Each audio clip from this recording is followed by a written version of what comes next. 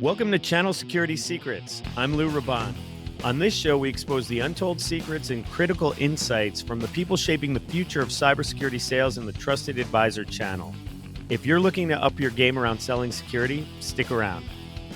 Channel Security Secrets is brought to you by Cyber Defense Group, on a mission to shift cybersecurity from reactive to resilient.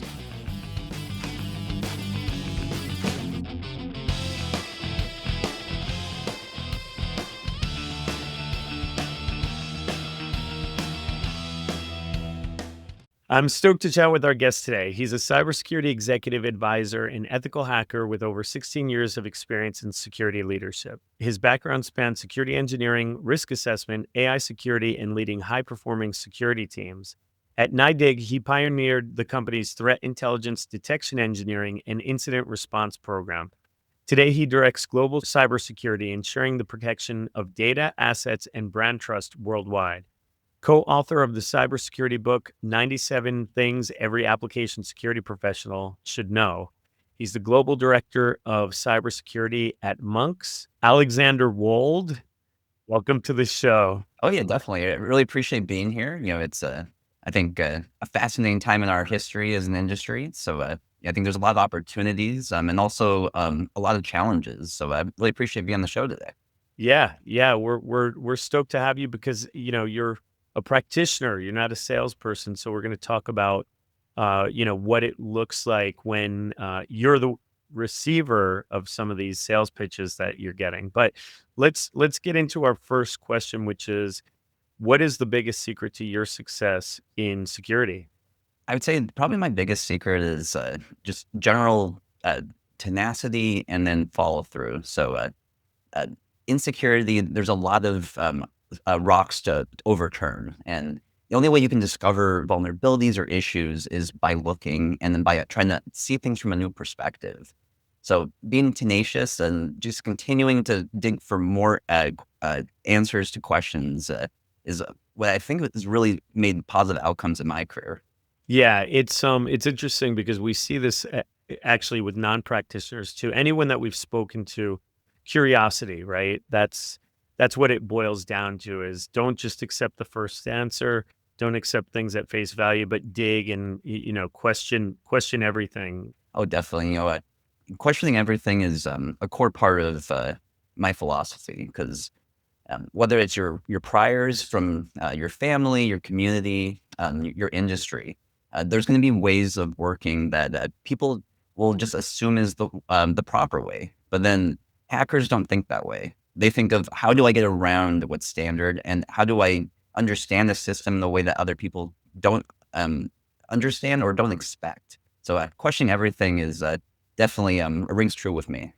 Yeah, that's great. So, our audience typically is made up of people that are buying and selling within this trusted advisor channel. I know Jacob. That's how we met from Three Tree. So you understand the model. One of the things I think people would want to know is since you're one of the buyers, you're getting approached by these trusted advisors. What do you consider to be like, what are the effective ways to reach you?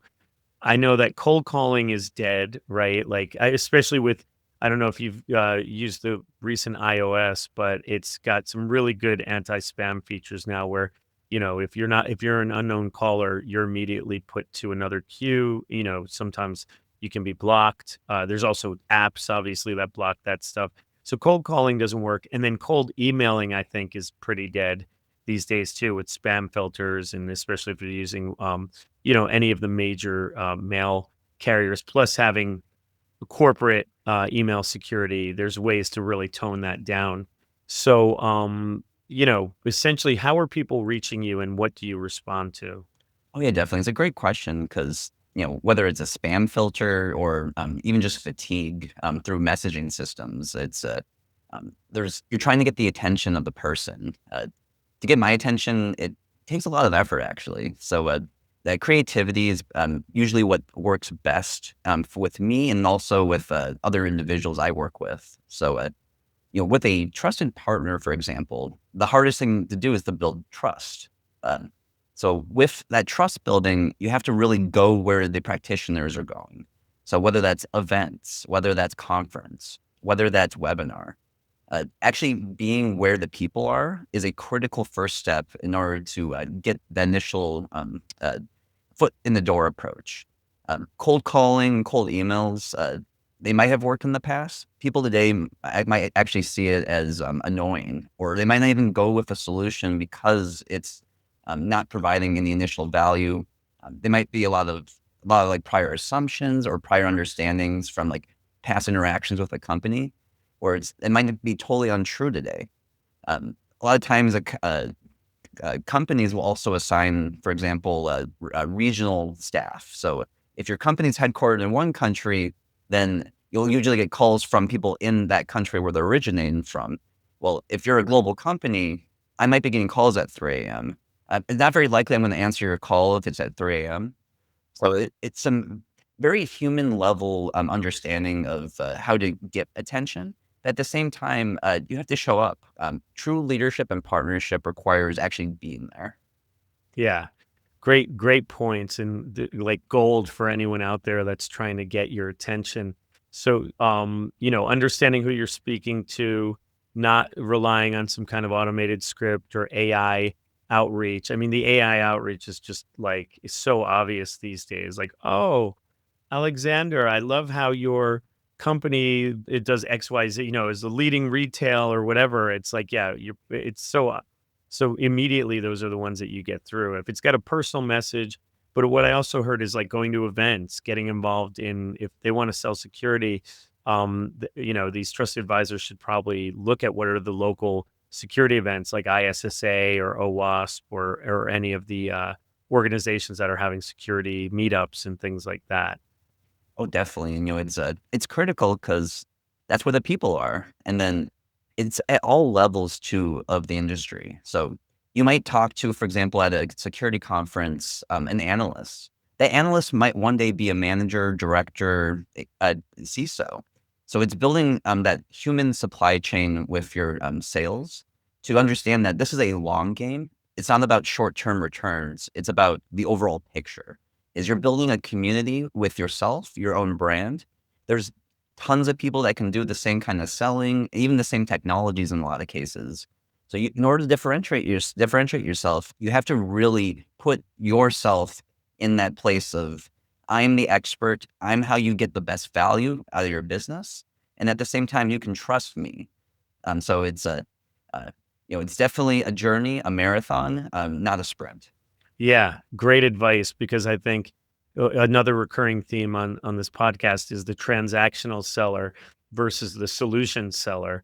And we had one person on here who has a great business, and they mentioned that sometimes they're spending time with people that they don't have an immediate deal with.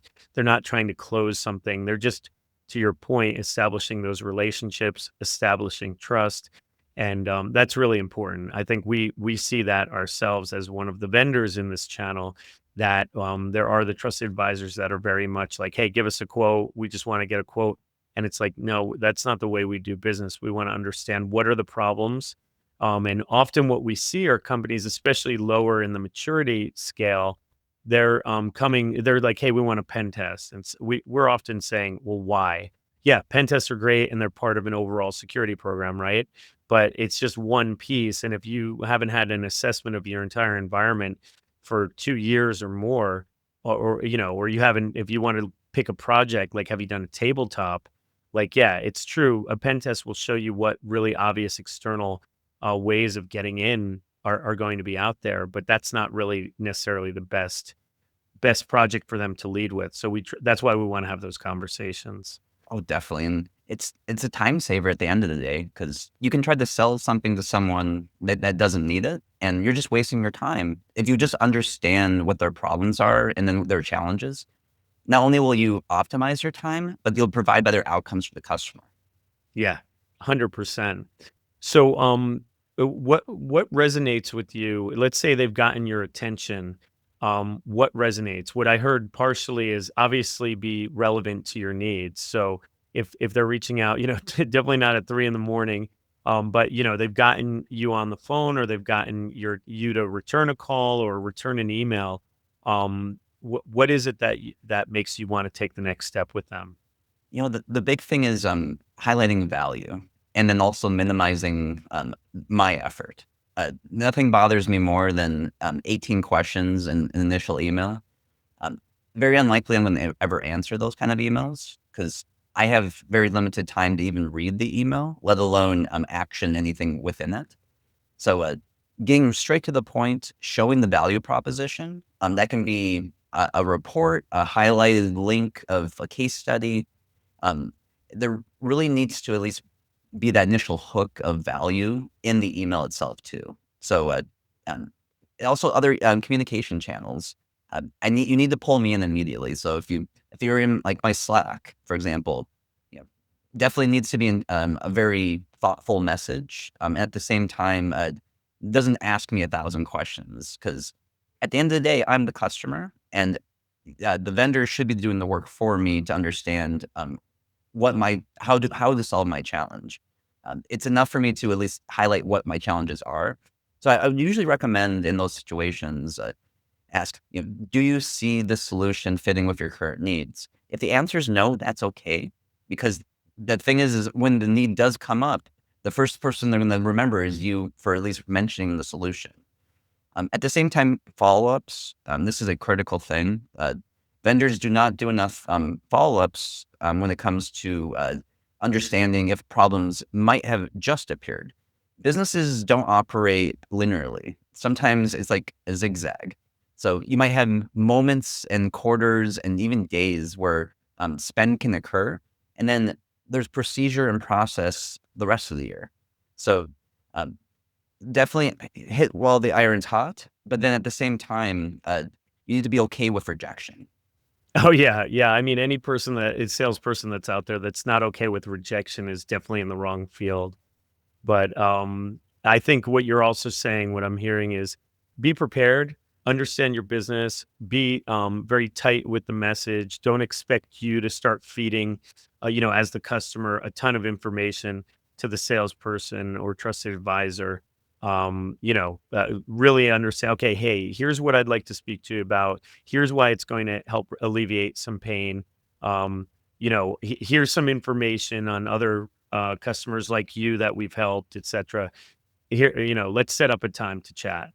Exactly, and and that opens the door, and then, once you get that initial trust, then, sky's the limit where, you can start talking about other challenges. So, like, if you're a partner that's specializing in IT or security, for example, that might just be one aspect of what the business needs.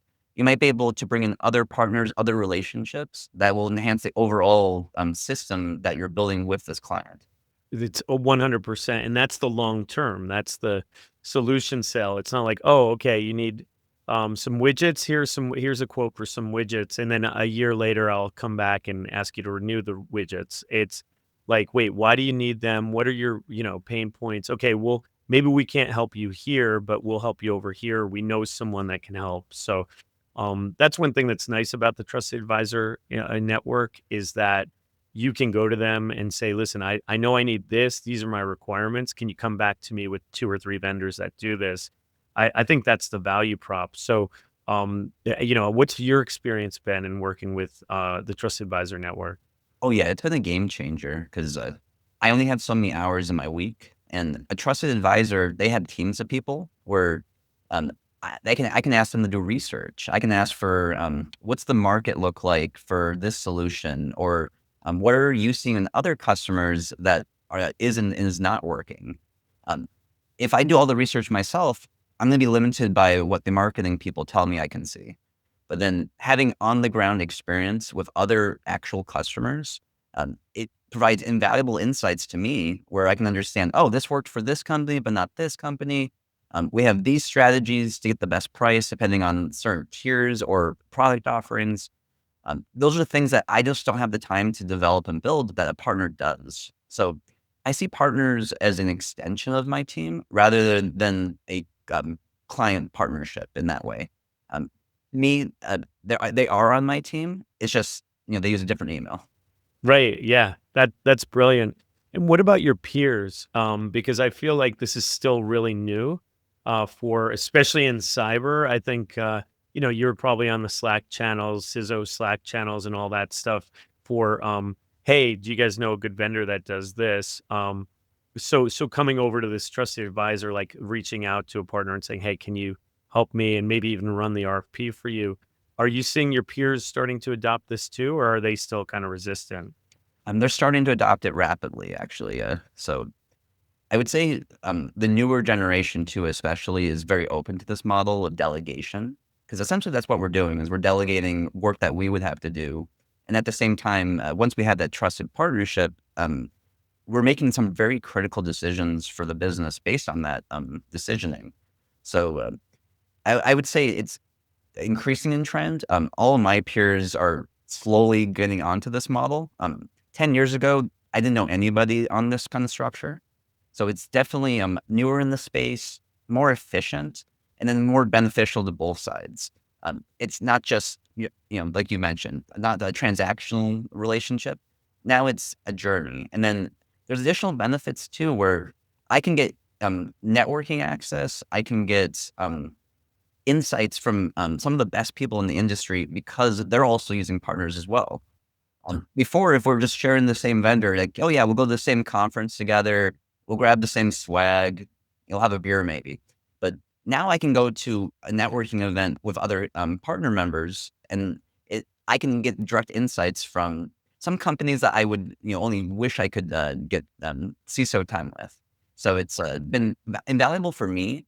But then I think it's going to be a model that any security leader or IT leader is going to really want to focus on is you're limited by how much time you have. So delegate what you can to the best people you know.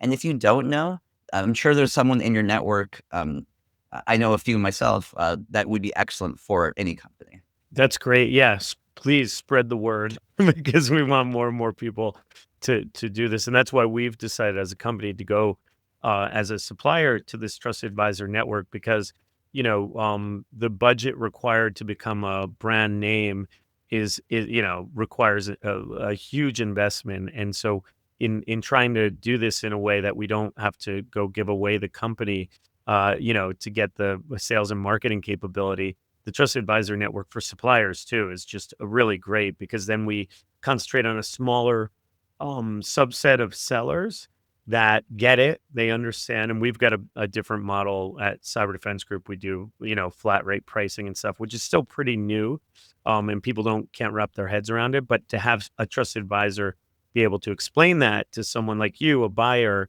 is easier than you saying, "Oh yeah, let me take a shot on this weird model that we've never done before." It's kind of like you'd have to be in some serious pain, like maybe hired two or three, security companies and had a horrible experience. You're like, okay, I know exactly what I need, and so we that's a narrow subset. The trusted advisor network is really a good thing for. I think you're right. All parties involved. Oh, definitely. You're lining incentives together, and a flat fee structure like you mentioned. That's perfect because it doesn't matter how cheap you get it. You're still getting what you need as a company, and then I can trust that. Oh, our incentives are aligned.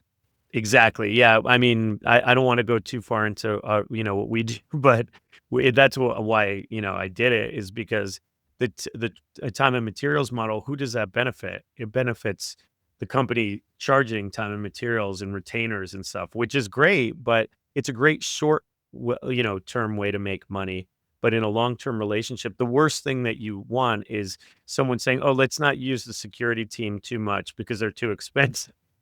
Like, we want, everyone to use this as much as possible so we can do our job and protect the environment. So, as you know, so, um, what one thing a question I had for you. I know that I've got buddies that work at, the security teams of, like yourself. They're getting gifts at, especially the larger organizations. What's the craziest gift you gotten to ask for a meeting? Oh, for sure. And I have to reject these gifts because you know, Corporate policy. corporate policy, ethics. It's one thing to buy me a dinner after we've done the deal. A lot of customers are going to be similar in that way. But then for the customers that do accept gifts. It's I've seen vendors try everything under the sun. Popcorn towers, pickle parades. They have they're as creative as you can imagine. They'll show up at my doors a few times. So it's um, it can get intrusive even. And if it becomes too intrusive, it becomes very off-putting, and also expensive to do those kind of marketing tactics. Oh yeah. And the thing is if a company doesn't accept gifts, then it's seen as hostile. It's like, oh, you're trying to bribe us essentially. But then uh, the thing is, you as the vendor and the seller, you don't want to be seen as just trying to bribe off your customers. It's you want to see as providing true value and insight. And there's other ways. So sending gifts, I don't advise it actually because it's going to be expensive and the results are going to be minimal. And then also, if the customer is going to be accepting a gift from you, they'll accept a gift from your competitor too. So Oh yeah. it's a losing game. And at the end of the day, your solution and your network should speak for itself. So, uh, just my own opinion, but if you're going to focus on gifting, do it in a way that's networking related. So, Yeah. say, Yeah. want to come to this event with me? Do you want to meet other like-minded peers in your industry? Because that provides immediate value, low pressure sales, and then it gets you the building that trust with the client. Yeah, that's great feedback, and anyone that's doing these gifts, I mean, even I recently got like a $2 bill from I forgot what kind of I don't even remember the company, but I was like, obviously I'm not going to throw this out. I think I gave it to one of my kids, like, oh look, $2 bill, cool. But it's like if they're sending this out to 10,000, 100,000 people, it's just like, what's the utility of that? I know it didn't make me want to buy their product anymore. Oh yeah, like if you stop sending me $2, will you make it cheaper? Yeah, so right, or is this yeah, it's so strange. So yeah, I know well, one of my buddies got like an Apple Watch they sent to him, and I think he might have had I don't know if he sent it back or not, but it was just shocking when you think what is the cost of an Apple Watch? And this was like 5 years ago or something. So it wasn't like now where they've got different models, high, low, medium. Whatever it was, it would have been a couple $100 at least. Oh, for sure. And then also after the fact, where even if you don't go with a vendor, they'll send you an after survey and a reward where it's, oh, we'll give you $100 to tell us why you said no. And it's like, Yeah, well, yeah. if you just read the email of why we ended the conversation, you wouldn't have to spend $100. Yeah, it's such a waste of money and time. I agree, but what I think for the audience, what's really important to know is that industry events or putting you together, like, hey, we're gonna have a round table. We're gonna do a dinner at a nice restaurant. We're gonna have a round table, or maybe sometimes even a dinner is a bit of a commitment because you're like, oh gosh, depending on how free your evenings are, if people have families or obviously other things they want to do, maybe a lunch or something. Even if it's a Zoom, maybe like, hey, well, I'll send you. One time we did a wine event, but less people are drinking, and also we learned that a lot of people just wanted the wine. They didn't respond after. But long story short, I think those events that are adding value where you're with your peers, something that gets you together with your peers, where you can share ideas, you're getting value because you're to your point, sometimes you get a little bit myopic in your own environment. You want to have the feedback from someone else. Yeah, I think that's a really good takeaway. One other question I have, Alexander, since it's like really important for people that are getting into this channel, it's new. Like your peers are not using it as much. They're starting to though. That's encouraging. But also for the sellers that haven't sold security before, there's a lot of them, and they want to because they know it's lucrative. Maybe they've got a curiosity and interest in it, but they haven't sold a lot. What would you say to them? Like if you got a call from someone, they're like, "Hey, I understand some of your pain points. Are these relevant?" Someone like you, you're gonna be able to dive as deep as, like super deep technically. They're gonna get scared. So what advice would you have for them if you start to be like, get into like, all right, well, is that on the OWASP top 10 or, what kind of does it have a fuzzing capability or something, where it's gonna go over their head? Oh yeah, and that's the challenge you face as a seller is you don't want to approach a situation where you don't understand what's being said in the room. So, in order to get around that, setting those expectations from the start, I think is really healthy because in our personal lives, we have all range of people, intelligence, interests, hobbies. Just because you just started in security selling doesn't mean you have to be an expert, but there's some at least core foundational principles that you should follow. The biggest, in my view, is understanding the person. So first, make sure they know who you are. If, for example, you see someone at an event, shake their hand. Ask them, where you live. What's your interests. Really start off as that foundation. But then, if you have more limited access to people, let's say over email, typically the easiest way will be to provide immediate value. So, if you're selling PAM solutions, tell me why your solution is best value wise. So I want to emphasize value. So you can have the best solution, but if it's $10 million, there's very little chance you'll ever sell it, even if it's a perfect solution. So leading with value is typically one of the best ways to get your foot in the door. You can always upsell, add on, and upgrade, but the idea is to get a sale.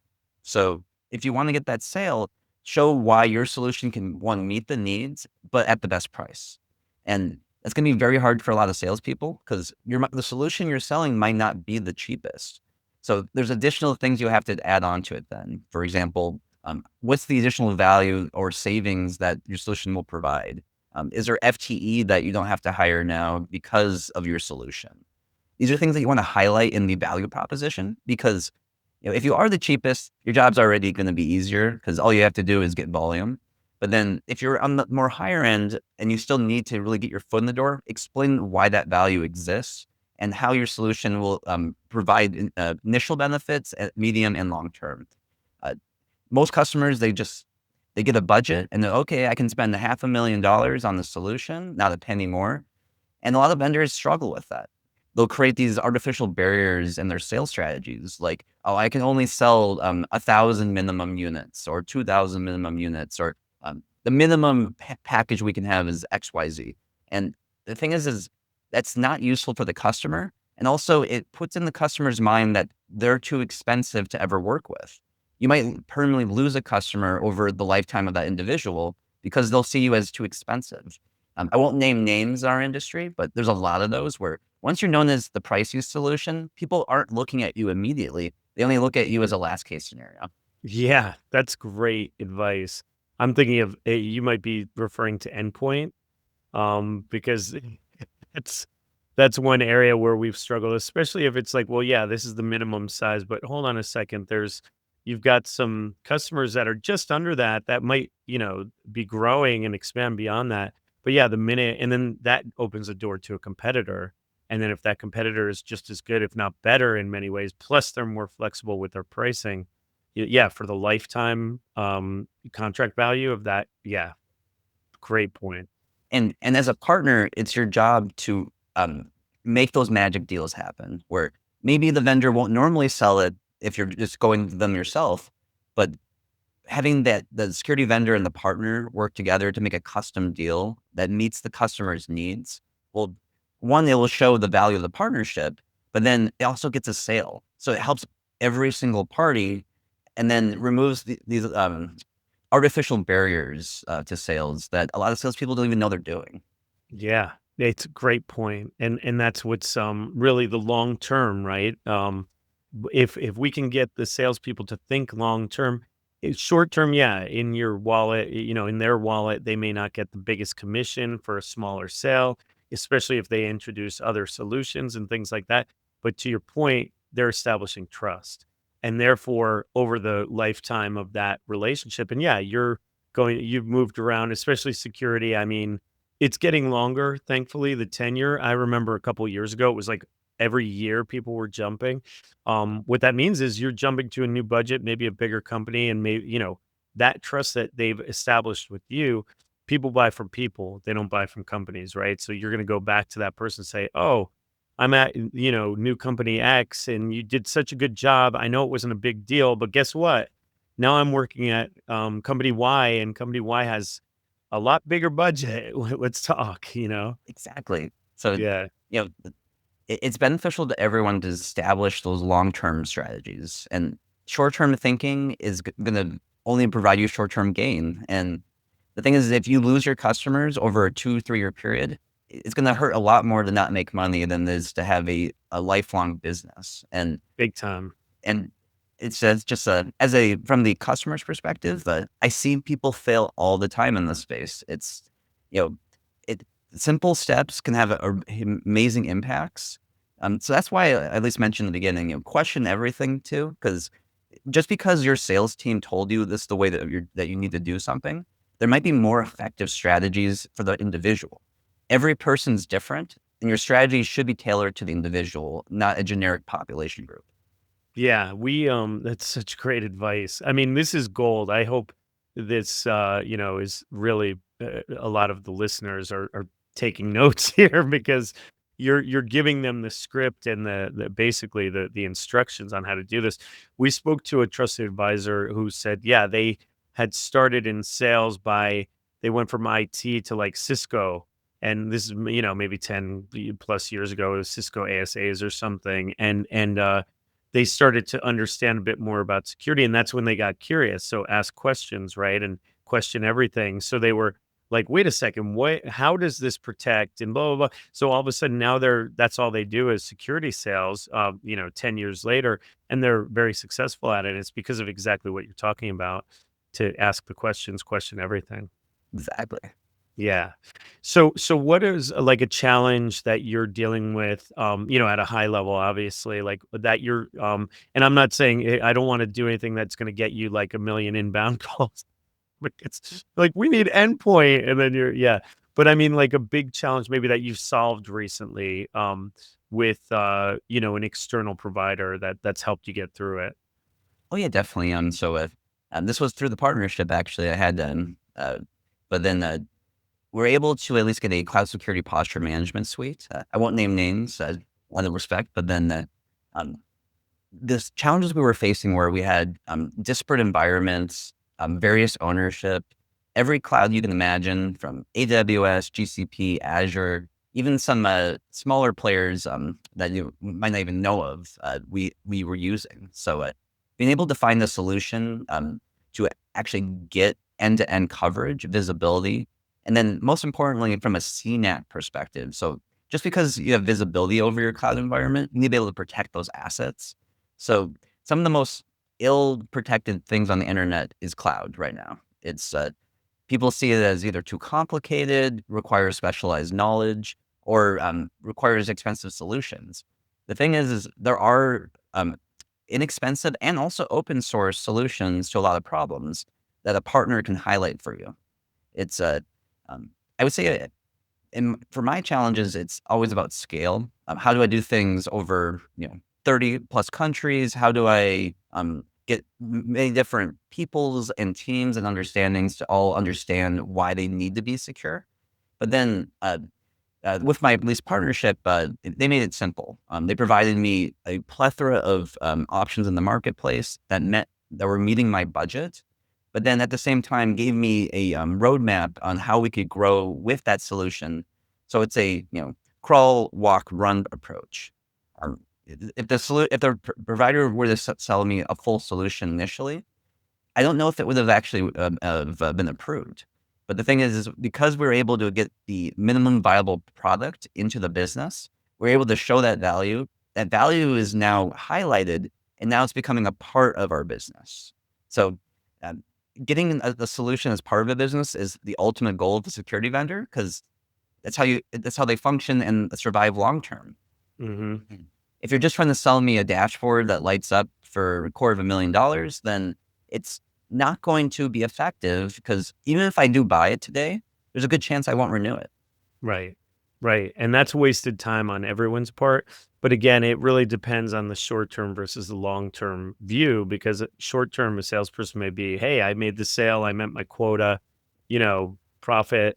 But that's also not someone that you're going to go back to. So when you get an inbound from them maybe 2 years later and they're at the next vendor, and they're like, "Hey, do you remember me? I sold you so and so." You're gonna be like, avoid that person like the plague because they sold you something that you didn't need or it wasn't the right fit.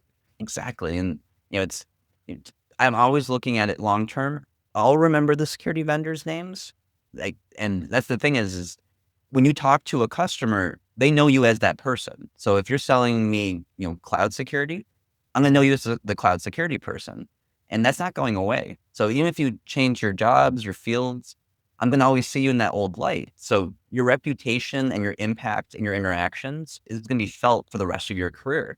So if you want to make a short-term sale and profit, even at the customer's expense, just know you're hurting your own career in the end. Yeah, huge advice. That's brilliant. So, what's exciting you about the future of, because there's a lot of people doom and gloom, but I think there's definitely some great things around the bend too. Oh yeah, definitely. At least in the technology space, I'm really excited about robotics, brain-computer interfaces. From a security perspective, huge implications. If you have a little chip in your brain, you need to be able to protect that. Host intrusion prevention system, and host is in human. So a HIP system in the future might actually literally be in the human, and it's trending that way. Same with robotics. We're going to see, robotics become exponentially cheaper over time. With that is inherent physical and cyber risks with both. You, as a securities vendor or partner, need to understand that solutions that solve these emerging technologies are going to be very abnormal because a lot of this field is new. Um, Robotic automatons has been a concept for over 100 years, but they're still trying to get it to scale in a way that is economically viable. But then, brain computer interfaces. We've only had the technology for about 40 years, and then commercially, it's only been really real for the last like 3 years. There's a lot of players in this space that are going to rapidly innovate. It's going to change how we do business, how we function with society, and as a seller, there's going to be security and IT solutions to manage all of those things. And that's not going away. If anything, it's going to get exponentially more complicated. So choosing who you work for as a seller is going to be critical because if you want to work for the next big player in this industry, you have to have a open mind and also a fresh perspective. How we used to secure this business is not going to be how we do it in the future. So understand that if you question how you're approaching sales today, it might make you a stronger salesperson later on in your career. And the ultimate end goal is to retire. So if you want to retire, stay on top of the industry and then also continue learning and continue innovating. Great answer and great advice because it goes back to the original, the answer to the original question is question everything, be curious, constantly learn. There is one thing you said though, and we don't have time to dive deep into it. As a matter of fact, it's almost painful for me not to go technical on this. Well, next. We'll do that offline. But I did want to double click into the where you said how we secure today is not how we're going to secure tomorrow. Because what I've noticed is that we are actually the things that we were talking about 30 years ago are still relevant. Some of the basic concepts, and you're talking about HIPs and host intrusion prevention. I mean, that's a concept that's been around for 25 plus years. Um, People will recognize it from their VPN if they don't know exactly what that, when it's like, you don't have updated definitions or whatever. So, and that's really relevant for the, brain, human computer interface, which is we're not going to even touch because we could go down such a rabbit hole on that one, not on this episode at least. But I did want to ask you, do you really believe that the, fundamental concepts of security are changing, or do they remain kind of constant? I think they're changing in a way that I wouldn't have said the same thing 10 years ago. So everything from how we do reasoning is dramatically different than even 2 years ago. How we pull and process information is becoming exponentially cheaper over time. It's becoming to the point where we might not even need SIEMs in the future because um, reasoning agents or reasoning systems can directly look at data stores, bypassing entire security architecture. So Same thing with firewalls. It might be completely useless to even have a layer 3 firewall if you can do it at layer 7 on host at a much more granular level. Uh, there's at least older concepts that are, I think, being rebranded. But then the thing that's really going to be different is I think systems are going to get simpler over time for security practitioners because what you have to secure becomes more of a black box over time. Your your supply chain risk is going to go up dramatically, but then you're needing a WAF at every single publicly exposed endpoint. It's more of why doesn't the technology have that built in by default? So a lot of these classical ways of approaching security is just going to be because we're trying to fill in gaps with core technology with compensating controls. But then the future is the technology itself has that built into it. So the types of risks are going to be different. So there is signature, like you mentioned, but systems in the future are going to be using heuristics more. They're going to be using behavior and also learning. So being able to change, adapt, and then also adjust based on what's actually happening in the real world. Yeah, so the concepts are still the same though. Like you're talking about the OSI layer, layer 3, layer 7, and for those that aren't technical, ask ChatGPT. But I mean, we're talking about applications versus essentially network.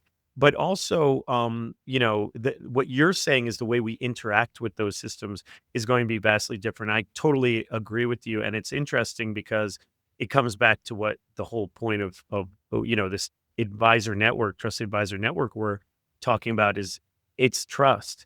So the hack will not necessarily be okay, we're going to try to get one past the goalie because the sim doesn't recognize the signature or didn't realize, we're hiding in plain sight. It's going to be, we're going to hack the system that, that the or the advisory or the hypervisor or, what's watching over to give you those answers like, hey, any weird alerts today? And it's going to be, you know, no, Hal, I did not, or not Hal, no, Dave. I I did not, kill your crewmate or something, making a Stanley Kubrick reference. So, yeah, I think it's really interesting. The future is definitely very bright. We didn't talk about AI. We didn't talk about quantum, but these things are out there too. But I think the people listening are probably dealing with much more fundamental stuff, and that's a scary thing for me when I and practitioners when we hear, okay, all these things are going to happen in the future. It's true, but companies can't even secure the most basic stuff, without reusing passwords and exposing things that they shouldn't. We've seen even in very big companies like SQL database, open database is open to the internet and stuff like that. So then you think about robotics and where like hacks like Stuxnet were specific to a controller in a centrifuge, which was obviously the hack to end all hacks at that time. Amazing how they even did all of it. But that was one specialized piece of equipment. Now imagine hacking a robot that has the capability to do basically anything. It's like not just, hey, turn a motor. It's like you can go in and murder people and do all sorts of things. And then without attribution, which is how the internet works, right? Like, how are you going to know who actually pulled the trigger on that one? So crazy, strange. We hopefully we don't go to the dystopian. We go to the utopian vision. Oh, for sure. It's we'll try to avoid uh, uh, the RoboCop and the Terminator. Terminator future. Yeah, and it makes spy network for us as humans and Exactly. propagate throughout the universe. So. Yeah, not sure, yeah, that's the, who's the author, the sci-fi author that, Elon Musk named all of the, SpaceX, ships after. Anyway, that's an author that talks about how AI can really help humanity jumping around planets and stuff. We really hope that that's where we get Oh, for sure, and securing it all is still gonna be relevant. big time. Big time. Yeah. So, Alexander, I want to go also to a little bit of the personal stuff. We're kind of running out of time, but we're having such good conversation. I didn't want to, stop where our path there. But you have had a really amazing career, and you're still kind of, you got a long career ahead of you. What got you into security? How'd you find this field, or how did it find you? Oh yeah, definitely. So I started in this field for fun. So used to love video games growing up, trying to understand how they would work. My Some of my first interaction with security was trying to hack video games. So seeing what I could make the systems do, whether that's skipping to different checkpoints, modifying memory on hardware. Uh, it was fascinating to me as a kid.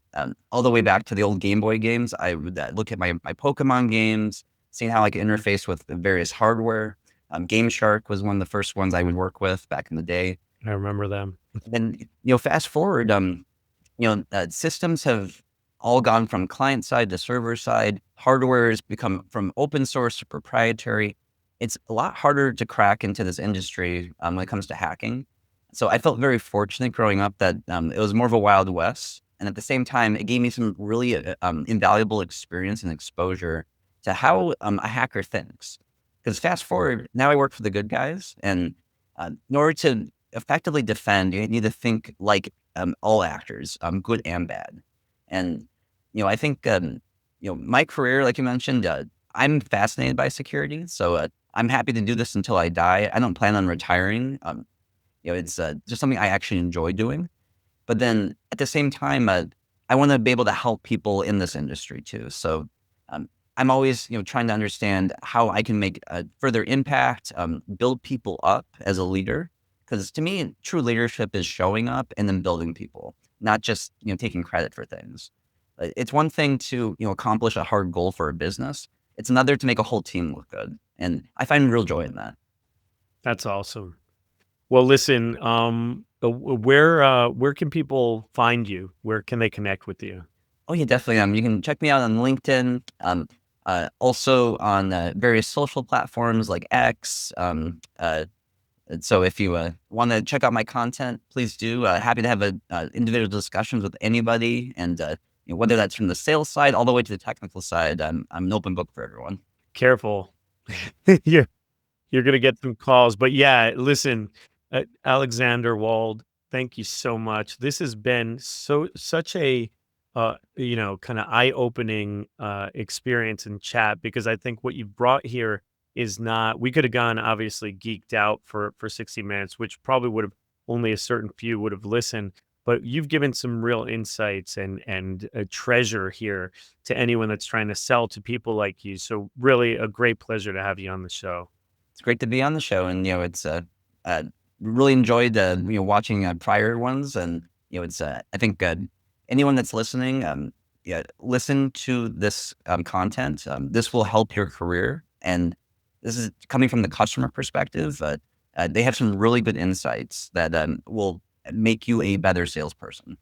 Thanks so much, and really thank you for listening to the other ones, and thanks to everyone else that's watching and or listening.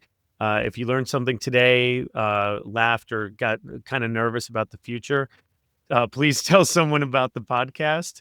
And thanks again, Alexander. And this has been another exciting episode of Channel Security Secrets. See you next time. That's a wrap for this episode of Channel Security Secrets. Thanks for tuning in. For show notes, guest info, and more episodes, visit us at channelsecuritysecrets.com. Channel Security Secrets is sponsored by Cyber Defense Group. When it comes to protecting your business, don't settle for reactive. Partner with experts who build resilience from the ground up.